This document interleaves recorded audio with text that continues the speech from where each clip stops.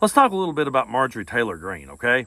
Now, I don't think she's ever had 1 ounce of credibility. But let's say that she had one little tiny shred left. There was just one little tiny speck of credibility hanging on for Marjorie Taylor Greene. It's all gone now because she went on Alex Jones' InfoWars and sat down with him to talk.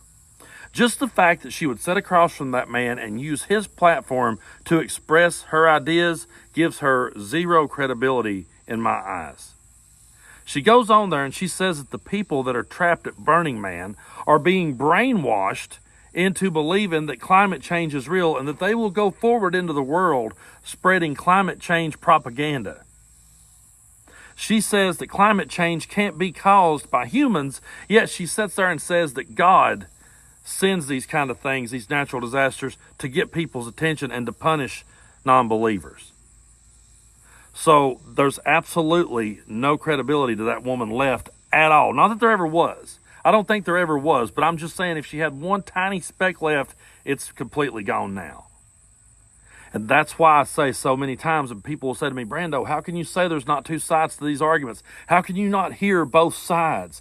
There is no both sides argument when it comes to that type of rhetoric and propaganda and bullshit. There is no 2 sides to that. When you're standing in a grocery store, do you guys remember those old black and white tabloid papers that would say alien gives birth to a baby in Alabama? Remember that? Or man survives the electric chair?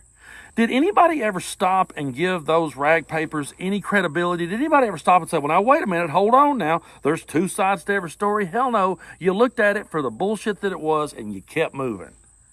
When Marjorie Taylor Greene talks, she's no different than one of those black and white tabloid papers at the gas station, okay?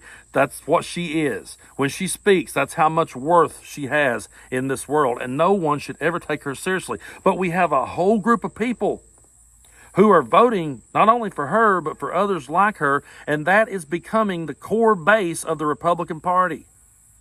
I don't want to see a one-party system. I don't want to see a system that's strictly Democrat.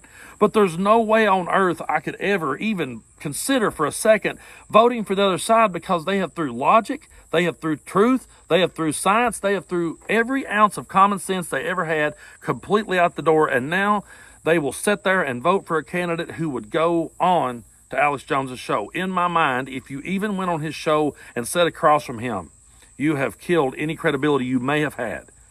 Because if you would stoop to that level to get your message across the kind of people that are listening to his show and believing what he says, that's the kind of people you want to connect with.